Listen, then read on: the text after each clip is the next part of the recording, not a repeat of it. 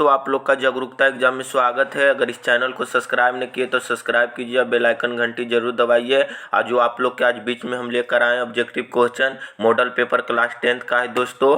और सब्जेक्ट आपका जो है आज का सब्जेक्ट हिंदी ऑब्जेक्टिव क्वेश्चन है दोस्तों, और टॉपिक जो है नागरी लिपि है दोस्तों। अगर इस चैनल को सब्सक्राइब नहीं किए तो सब्सक्राइब कीजिए दोस्तों, और बेल आइकन घंटी जरूर दबाइए। और इस वीडियो के अंत तक आप लोग जरूर जुड़े रहें, और 50 ऑब्जेक्टिव क्वेश्चन आप लोग के बीच में लाएं दोस्तों। इसी प्रकार से ऑल सब्जेक्ट का सब्जेक्टिव वीडियो प्रोवाइड करते रहेंगे दोस्तों। और आप लोग के एग्जाम से पहले कुछ दिन गेसेस क्वेश्चन भी दिया जाएगा दोस्तों। तो चलिए इस वीडियो के अंत तक आप लोग जरूर जुड़े रहें। तो चलिए दोस्तों फर्स्ट क्वेश्चन देखते हैं क्या कर रहा है हमारा। गुणाकर मूल्य ने मिडिल स्तर की पढ़ाई किस भाषा में की थी। गुणाकर मूल्य जो थे मिडिल स्तर की पढ़ाई किस भाषा में की थी। तो इसका सही आंसर जो होगा, गुणाकर मूल्य जो थे मिडिल की स्तर की पढ़ाई मराठी भाषा में किए थे। इसका सही आंसर जो हो जाएगा आपका ए हो जाएगा। इसी प्रकार से चलिए नेक्स्ट क्वेश्चन देखते हैं दोस्तों। मूल्य ने अंग्रेजी और हिंदी की पढ़ाई कहाँ पर की थी। मूल्य ने अंग्रेजी और हिंदी की पढ़ाई कहाँ पे की थी। तो कहाँ पे की थी दोस्तों। इसका सही आंसर जो आपका होगा, वर्धा में किए थे। कहाँ किए थे, वर्धा में थे। कहाँ किए थे, वर्धा में किए थे। इसका सही आंसर जो होगा आपका सी हो जाएगा। इसी प्रकार से चलिए नेक्स्ट क्वेश्चन देखते हैं दोस्तों। नेपाली भाषा किस लिपि में लिखी जाती है। कह रहा है दोस्तों नेपाली भाषा जो है किस भाषा में लिखी जाती है दोस्तों। तो इसका सही आंसर जो होगा देवनागरी लिपि में। किस भाषा में लिखी जाती है दोस्तों, तो देवनागरी भाषा में लिखी जाती है। इसका सही आंसर जो होगा डी हो जाएगा। इसी प्रकार से चलिए का अक्षर का संबंध वर्तमान में किस भाषा से है। का संबंध जो है वर्तमान में किससे भाषा से संबंध है। तो इसका सही आंसर जो होगा आपका बी हो जाएगा दोस्तों, मराठी भाषा से था। किस भाषा से था दोस्तों, मराठी भाषा से था। इसी प्रकार चलिए नेक्स्ट क्वेश्चन देखते हैं दोस्तों क्या कर रहा है। Question number 5। बंगाल लिपि प्राचीन नागरिक लिपि है। बंगाला लिपि जो है, बंगला लिपि जो है प्राचीन नागरिक लिपि है। इसका सही आंसर आपका क्या हो जाएगा दोस्तों। इसका सही आंसर जो आपका होगा बहन है। क्या होगा, बंगला लिपि क्या है, लिपि जो है प्राचीन नागरिक लिपि का एक बहन है। इसका सही आंसर जो है आपका बहन हो जाएगा। चलिए नेक्स्ट क्वेश्चन देखते हैं। क्वेश्चन नंबर 6 क्या करा है दोस्तों। केरल के शासकों के द्वारा सिक्कों पर वीर केरल शब्द किस लिपि में लिखी गई है।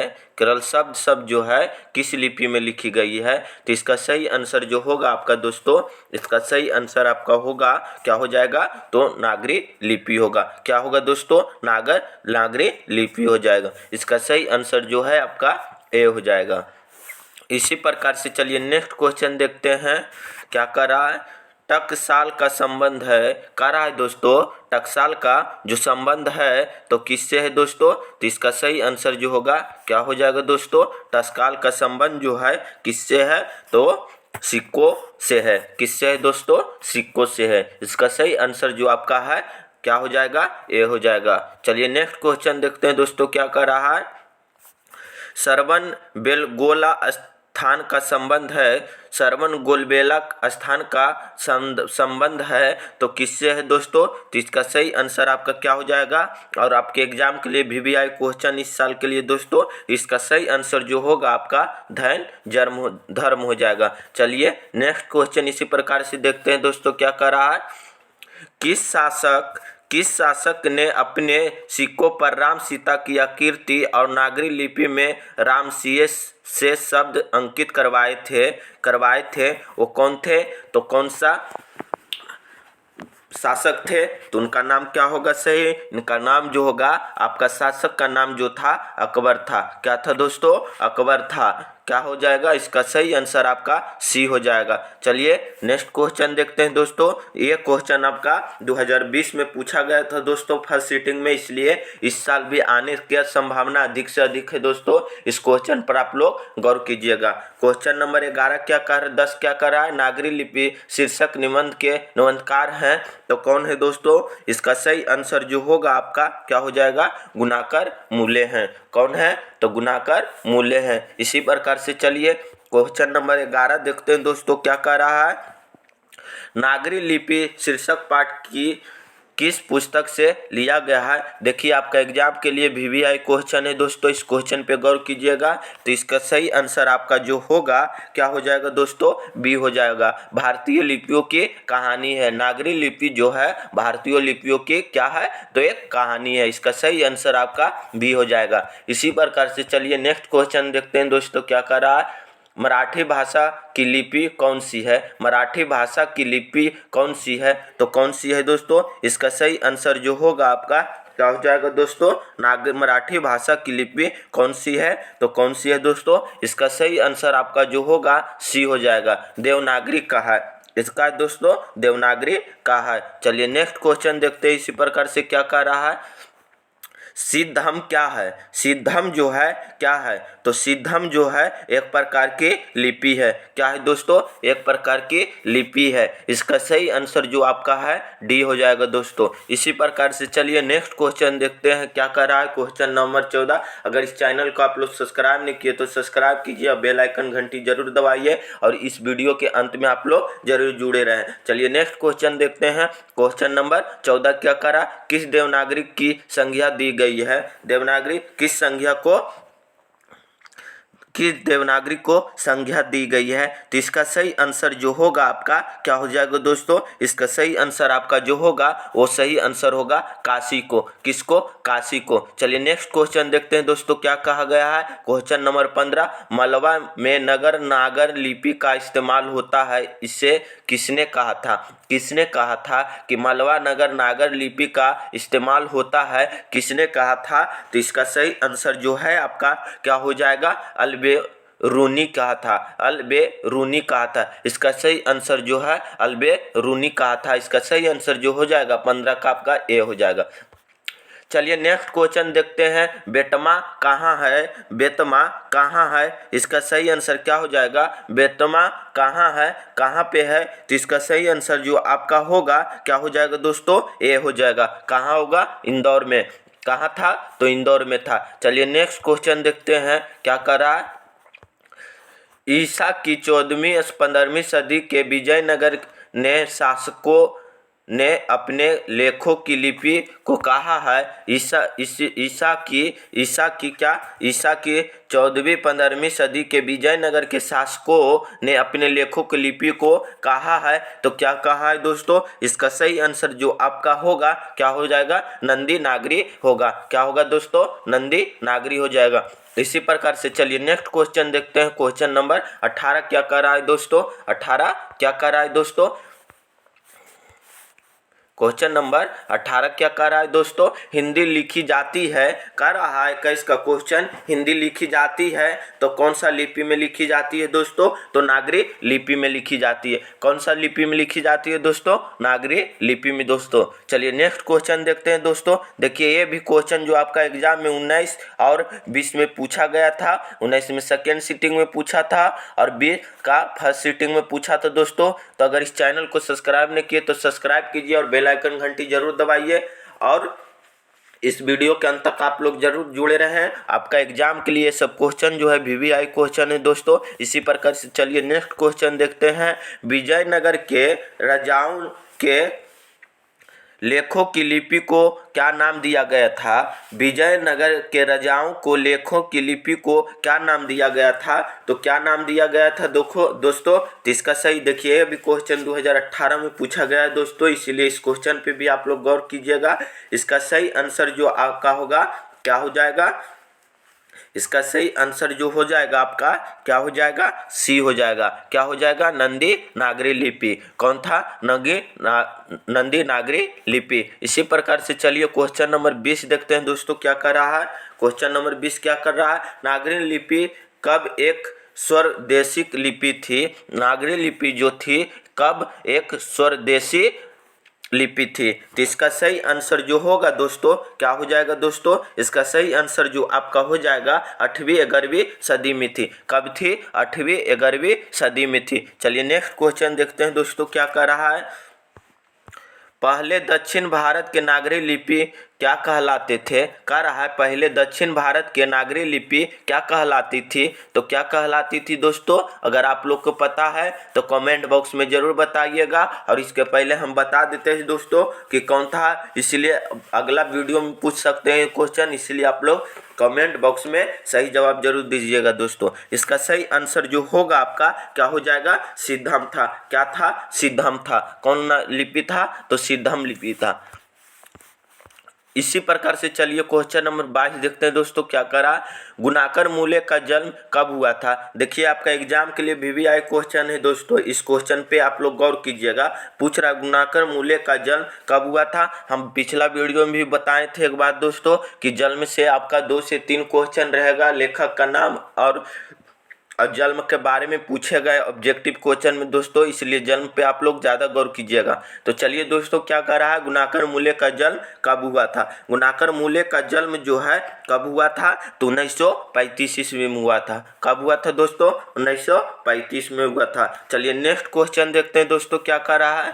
क्वेश्चन नंबर 23, गुणाकर मूल्य का जन्म कहाँ हुआ था? पूछ रहा है दोस्तों गुणाकर मूल्य का जो जन्म है कहाँ हुआ था? तो इसका सही आंसर जो क्या हो जाएगा दोस्तों? इसका सही आंसर जो आपका सी हो जाएगा। कहाँ हुआ था? महाराष्ट्र में हुआ था। कहाँ हुआ था दोस्तों? महाराष्ट्र में हुआ था। इसका सही आंसर आपका सी हो जाएगा। इसी प्रकार से चलिए नेक्स्ट क्वेश्चन देखते हैं दोस्तों। क्वेश्चन नंबर 26, इन्होंने किस पुस्तक में पुरानी लिपियों की विस्तृत जानकारी दी है? इन्होंने किस पुस्तक में पुरानी लिपियों की विस्तृत जानकारी दी है? इसका सही आंसर जो है आपका क्या हो जाएगा दोस्तों? इसका सही आंसर आपका बी हो जाएगा, अक्षर कथा हो जाएगा। क्या हो जाएगा दोस्तों? अक्षर कथा हो जाएगा। इसी प्रकार से चलिए नेक्स्ट क्वेश्चन देखते हैं दोस्तों। गुप्तों की राजधानी को क्या कहा जाता है? गुप्तों को राजधानी को क्या कहा जाता है दोस्तों? तो इसका सही आंसर जो आपका होगा क्या हो जाएगा? देवनगर कहा जाता था। गुप्तों की राजधानी को क्या कहा जाता था? तो देवनगर कहा जाता था। चलिए इसी प्रकार से क्वेश्चन नंबर 26 देखते हैं दोस्तों। भारतीय लिपि की कहानी किन की प्रसिद्ध रचना है? भारतीय लिपि की कहानी किन की प्रसिद्ध रचना है? इसका सही आंसर आप लोग क्या होगा दोस्तों बताइए। तो गुणाकर मूल्य के विभिन्न विषयों पर इसका सही आंसर किनकी प्रसिद्ध रचना थी दोस्तों? 26 का चलिए इसका सही आंसर क्या हो जाएगा? इसका सही आंसर जो हो जाएगा आपका ए हो जाएगा, गुणाकर मूल्य के। किनका था? गुणाकर मूल्य के। क्वेश्चन नंबर चलिए 27 देखते हैं दोस्तों क्या कर रहा है। इस्लामी शासक का आरंभ काल है, कह रहा है इस्लामी शासक का आरंभ काल कब से शुरू हुआ था इस्लामी का? तो इसका सही आंसर जो होगा दोस्तों आपका क्या हो जाएगा? ए होगा, 12वीं सदी में। कब था दोस्तों? 12वीं सदी में था। कब था? 12वीं सदी में था। इसका सही आंसर आपका ए हो जाएगा। चलिए इसी प्रकार से क्वेश्चन नंबर 28 देखते हैं दोस्तों। गुणाकर मूल्य की मृत्यु कब हुई थी? गुणाकर मूल्य की मृत्यु जो है कब हुई थी? तो इसका सही आंसर जो होगा क्या हो जाएगा दोस्तों? गुणाकर मूल्य की मृत्यु कब हुई थी? तो इनका मृत्यु 2009 ईस्वी में हुई थी। कब हुई थी दोस्तों? 2009 ईस्वी में हुई थी। चलिए नेक्स्ट क्वेश्चन देखते हैं दोस्तों क्या कर रहा है। क्वेश्चन नंबर 29, नागरी लिपि के आरंभिक लेख हमें कहाँ से मिलता है? पूछ रहा है नागरी लिपि का आरंभिक हमें कहाँ से मिलता है? इसका सही आंसर जो होगा दोस्तों क्या हो जाएगा दोस्तों? इसका सही आंसर आपका सी हो जाएगा, दक्षिण भारत से। इसी प्रकार से चलिए दोस्तों नेक्स्ट क्वेश्चन देखते हैं। बेतामा दानपत्र किस समय का है? बेतामा दानपत्र जो है किस पर समय का है? तो इसका देखिए ये भी क्वेश्चन 2018 में पूछा गया दोस्तों। तो ये क्वेश्चन भी आपके एग्जाम के लिए VVI क्वेश्चन है को दोस्तों, इस क्वेश्चन पे गौर कीजिएगा। तो इसका सही आंसर जो आपका होगा क्या हो जाएगा दोस्तों? 1020 ईस्वी में पूछा गया था ईसापुर में। कब पूछा? 1020 में। चलिए नेक्स्ट क्वेश्चन देखते हैं दोस्तों क्या कह रहा है। उत्तर भारत के नागरिक लिपि के लिए कब से मिलने लगते हैं? कब से मिलने लगते हैं? जिसका सही आंसर आपका होगा 8वीं सदी से। कब से दोस्तों? 8वीं सदी से। कब से दोस्तों? 8वीं सदी से। इसका सही आंसर जो होगा आपका ए हो जाएगा। इसी प्रकार से चलिए क्वेश्चन नंबर 32 देखते हैं दोस्तों। अगर इस चैनल को सब्सक्राइब नहीं किए तो सब्सक्राइब कीजिए और बेल आइकन घंटी जरूर दबाइए। आपका एग्जाम के लिए एग्जाम से कुछ दिन पहले आप लोग को गेसेस क्वेश्चन भी दिया जाएगा, जिससे आप लोग अच्छा मार्क्स ला पाएंगे। निबंध के लेखक हैं तो कौन है दोस्तों? तो इसका सही आंसर जो हो जाएगा, निबंध का लेखक जो है गुणाकर मूले हैं। कौन है दोस्तों? गुणाकर मूले। चलिए दो क्वेश्चन नंबर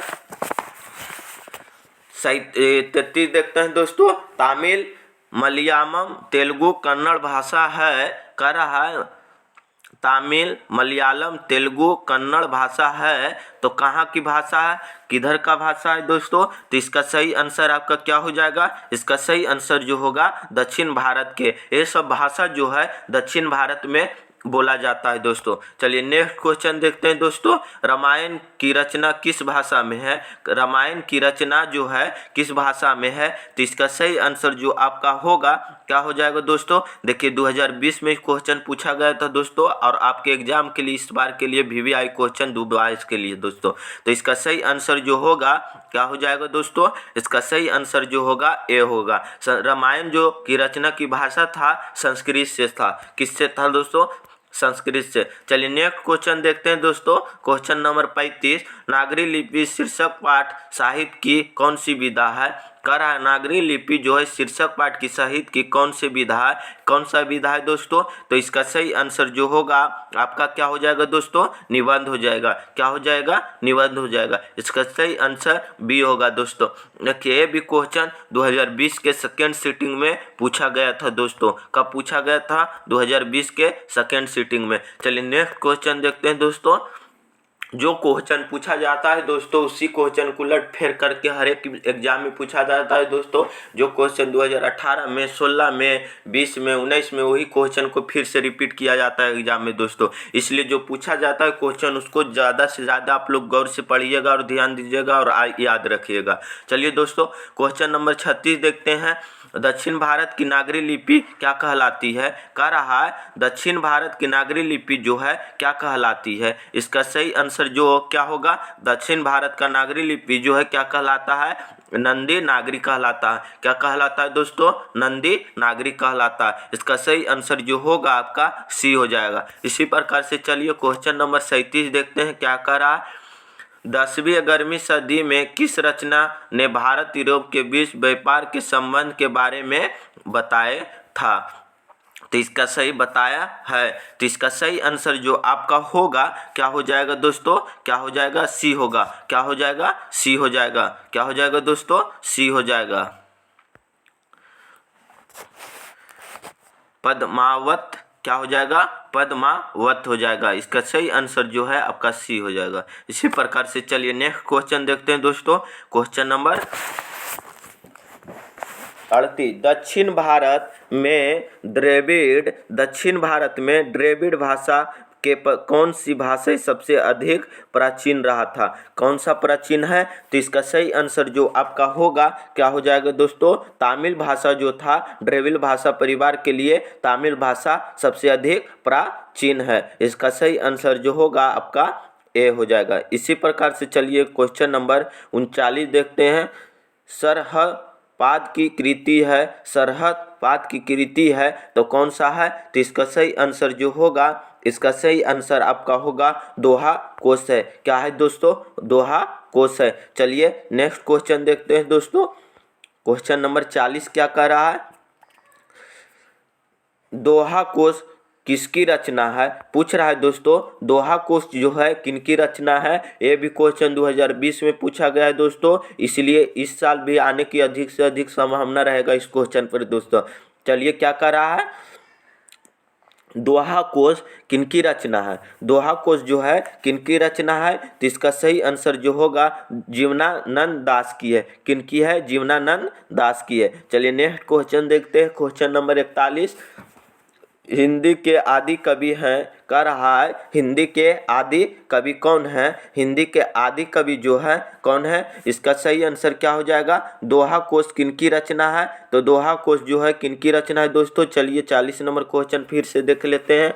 दोहा कोश जो है किनकी रचना है? दोहा कोश जो है किनकी रचना है? इसका सही आंसर जो होगा सरहद पाद की है। किनकी रचना है दोस्तों? सरहद पाद की है दोस्तों। चलिए नेक्स्ट क्वेश्चन देखते हैं क्या कर रहा है। हिंदी के आदि कवि कौन है? हिंदी के आदि कवि जो हैं कौन है? हिंदी के आदि कवि जो हैं कौन है? तो इसका सही आंसर जो होगा सरहद पाद है। इनका सही आंसर डी हो जाएगा। क्या हो जाएगा दोस्तों? डी। इसी प्रकार से चलिए नेक्स्ट क्वेश्चन देखते हैं दोस्तों। सूर्य नामक पुस्तक किनकी रचना है? सूर्य नामक पुस्तक जो है किनकी रचना है? तो किनकी रचना है दोस्तों? तो इसका सही आंसर जो आपका होगा क्या हो जाएगा दोस्तों? इसका सही आंसर होगा गुणाकर मूल्य के। सूर्य नामक पुस्तक जो है गुणाकर मूल्य का है। इसका सही आंसर सी हो जाएगा। देवनागरी भाषा किस लिपि में लिखी जाती है? कह रहा है नेवारी भाषा किस लिपि में लिखी जाती है? नेवारी भाषा जो है किस लिपि में लिखी जाती है? तो इसका सही आंसर जो आपका होगा नेवारी भाषा जो है इसका सही आंसर होगा आपका देवनागरी में लिखी जाती है। किस भाषा में लिखी जाती है? तो देवनागरी में। अगर इस वीडियो आप लोग को अच्छा लगा तो इस चैनल को सब्सक्राइब कीजिए और बेल आइकन घंटी जरूर दबाइए। इसी प्रकार से आप लोग का नेक्स्ट होगा परंपरा का मूल्यांकन का ऑब्जेक्टिव क्वेश्चन नंबर 7 होगा टॉपिक आपका।